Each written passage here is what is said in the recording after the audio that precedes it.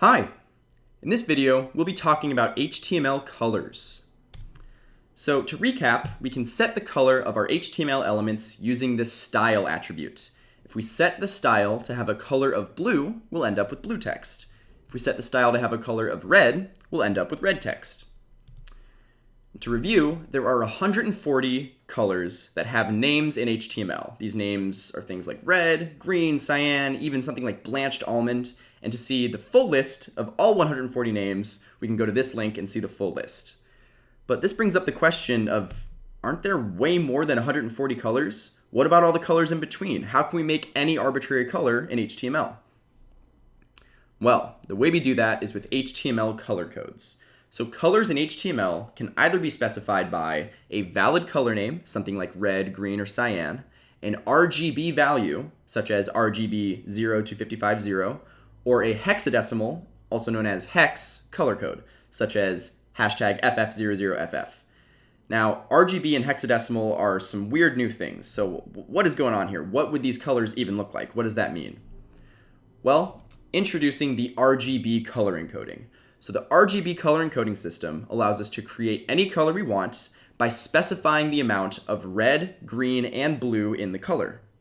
So the key thing here is that any color can be created by combining red, green, and blue light at varying intensities. So if we have all three lights put together, all red, green, and blue put together, we get white. We get white light. If we have red and blue mixed, we get magenta. If we have green and blue mixed, we have cyan. And if we have green and red mixed, we have yellow. If we have none of the lights, we have black. Now that's still not every color, we're still missing a lot of colors, but if we switch this to a gradient and choose to mix these lights at varying intensities, we actually do get every possible color.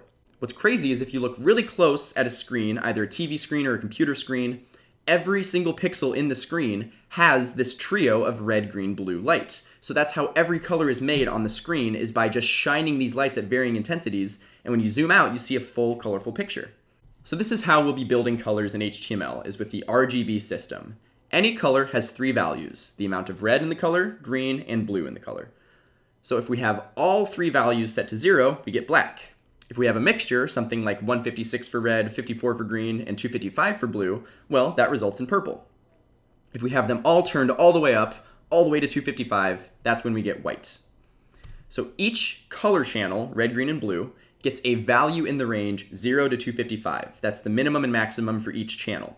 That means that each channel can take on one of 256 different values, 0, 1, 2, all the way up to 255, which means that we have 256 to the third, or over 16 million possible colors. So let's see an example of this. If we were to specify a color by typing out RGB 000, that's giving 0 light in each of the channels, meaning we get black. What if we have 0, 255, Well, that's 0 in the red, 255, so all the way up in the green, and 0 in the blue. So this will result in green. That's pure green. What if we have 0, 128, 128? So we have no red, and green and blue are both halfway up. Well, then we get the nice mixture of green and blue, which will result in this kind of dark teal. What if we have every channel all the way up? 255, 255, 255. Well, with all the lights at maximum intensity, that's where we get white. So that is how we can build colors using the RGB system. What about hexadecimal color codes? Well, these are the same colors expressed in hexadecimal, but what is going on? How did we come up with these? Well, to understand the hexadecimal color codes, we first need to understand the hexadecimal numbering system. So we are used to the decimal numbering system. The decimal numbering system has 10 digits to use, 0 through 9. And so this is what we're used to. We have 10 fingers, 10 toes. This is generally how we represent numbers, is with these 10 digits. So if we were to count up, we would start with 0, base 10, then 1, base 10, then 2, base 10, 3, 4, 5, 6, 7, 8, 9. Okay, now we're at the maximum. We've run out of symbols. How are we going to represent 10?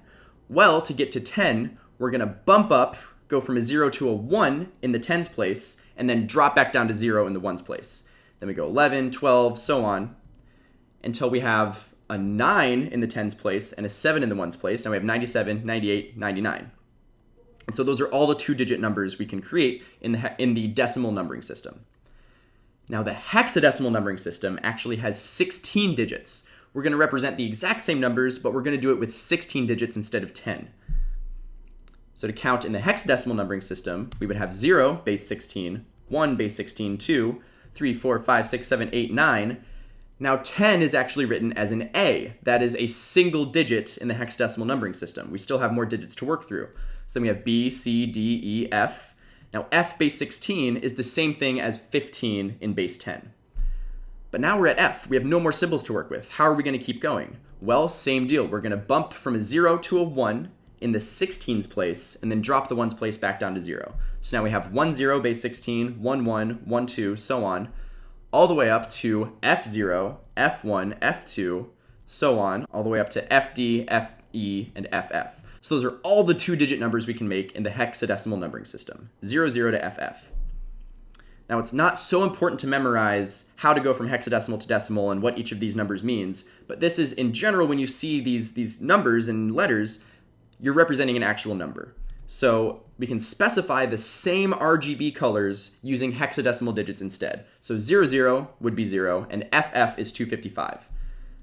So let's see an example of this. If we had the hexadecimal color code, hashtag FF0000, the first 2 hexadecimal digits are specifying the amount of red in the color, the next 2 specify the amount of green, and the last 2 specify the amount of blue. So here we have the red channel turned all the way up to FF, that's the maximum, and green and blue are all the way down at 00, which is the minimum. So this would simply be red.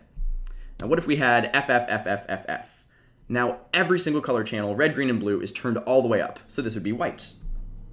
Now again, it's not so important to memorize how to build colors using hexadecimal digits, but this is what these hexadecimal digits mean when you see them. Let's see one more example. So here we have a color, and this one actually does have a name. It's dark blue. So we can either specify this color by name, typing out dark blue, or we could type out RGB 00139, so it has no red, no green, and blue is a little over halfway turned on. Or we could specify this in hexadecimal. So this would be hashtag 0000, and 8B is equal to 139. So these are the 3 ways we could represent this specific color. And that's how we can build any color we want in HTML. Let's actually dive in and see some examples in the editor. All right, so here we are in the editor. And currently our page has several header tags on it, but they're all black. There's no colors yet. So what we're going to do is build our very own HTML colors to make this page colorful. So I'm going to go ahead and switch to code view. And inside each one of these, I'm going to add a style tag. First one, let's just do a normal color name. So we'll do dark blue here. Semicolon. Awesome, so we changed the first one. Notice that this is case insensitive, so capital dark blue.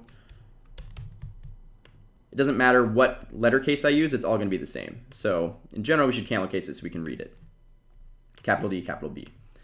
Now on these, instead of using color names, let's actually try building our own. So here, let's give this one an RGB value. Well, color will be the RGB value of, let's give it no red.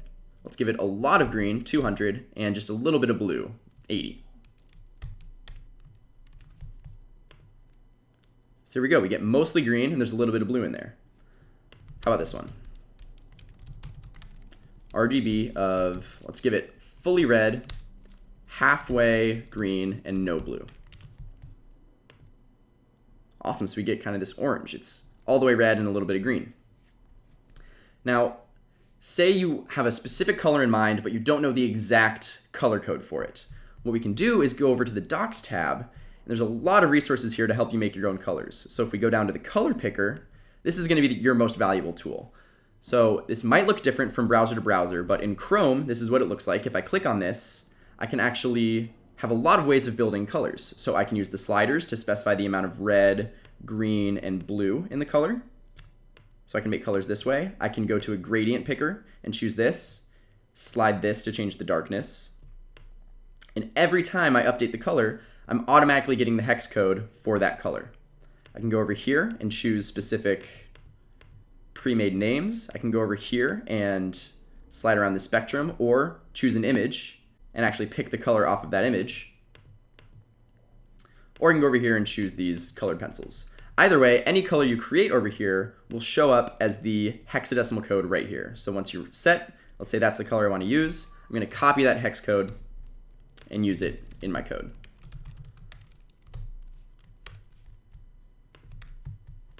So now this should change to a nice teal.